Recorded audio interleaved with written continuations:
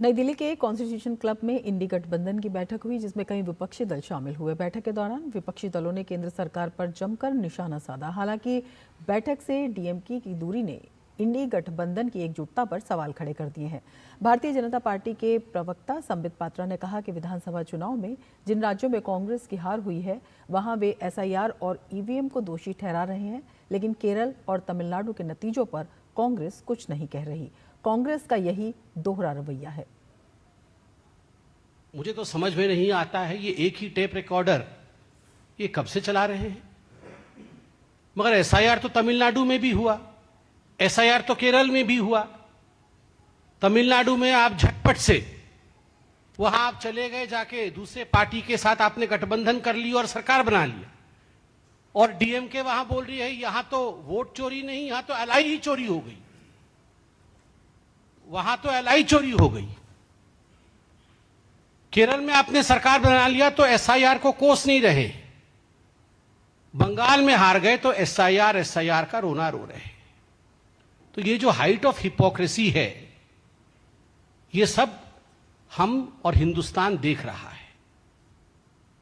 संबित पात्रा ने इंडी गठबंधन के अस्तित्व पर भी सवाल उठाए। उन्होंने पूछा कि कांग्रेस पार्टी में पहले से ही उठापटक जारी है, जहां वरिष्ठ नेता लगातार पार्टी से नाराज चल रहे हैं, वहीं टीएमसी में क्या स्थिति है, इसे पूरा देश देख रहा है। ऐसे में इंडी गठबंधन को अपने वजूद के बारे में सोचने की जरूरत है।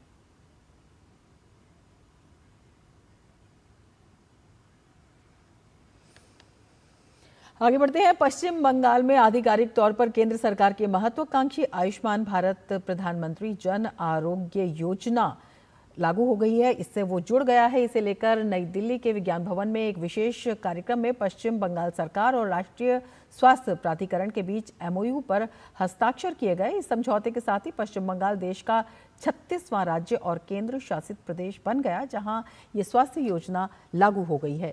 इस महत्वपूर्ण हस्ताक्षर समारोह की अध्यक्षता केंद्रीय स्वास्थ्य मंत्री जेपी नड्डा ने की, जिसमें पश्चिम बंगाल के मुख्यमंत्री शुभेंदु अधिकारी विशेष रूप से उपस्थित रहे। आयुष्मान भारत योजना के तहत अब राज्य के पात्र परिवारों को हर साल 5 लाख रुपए तक का स्वास्थ्य बीमा कवर प्राप्त होगा। पश्चिम बंगाल में आयुष्मान भारत प्रधानमंत्री जन आरोग्य योजना को लेकर मुख्यमंत्री शुभेंदु अधिकारी ने कहा कि प्रधानमंत्री नरेंद्र मोदी ने 2018 में इस योजना की शुरुआत की थी, लेकिन कुछ राज्यों ने इसे लागू नहीं किया। शुभेंदु अधिकारी के मुताबिक जनता ने अब उन विकास विरोधी सरकारों को हटा दिया है। उन्होंने बताया कि अब पश्चिम बंगाल में भी लोगों को केंद्र की इस स्वास्थ्य योजना का लाभ मिलने का मार्ग प्रशस्त हुआ है।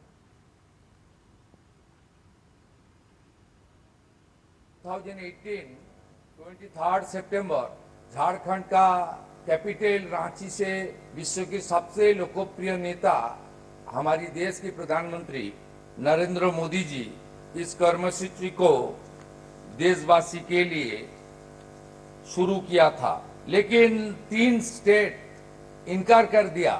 एक उड़ीसा था जो 2024 में जनता ने उनको टाटा बाई बाई कर दिया। दूसरा प्रदेश था दिल्ली, उसको भी दरवाजा दिखा दिया, जाओ भाई भागो। बाकी एक ही स्टेट था पश्चिम बंगाल, वहां भी वहां का जनता जनार्दन ने ये जो विकास विरोधी सरकार थे उसको खत्म कर दिया।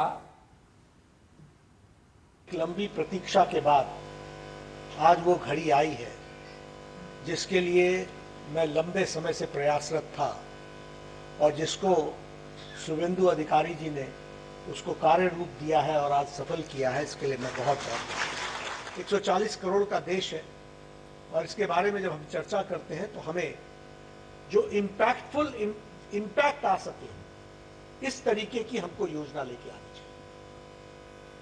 हम लोगों ने 2017 में इस पर कार्य शुरू किया, 17 के अंत में एक बड़ी योजना को लेकर के, और 9 महीने के अंदर 2018 में हम शायद सितंबर महीना था जब रांची में आदरणीय प्रधानमंत्री जी ने लॉन्च किया आयुष्मान भारत, और यह विश्व का सबसे बड़ा हेल्थ कवरेज प्रोग्राम बना वर्ल्ड। इसके साथ ही इस बुलेटिन में फिलहाल इतना ही। नमस्कार।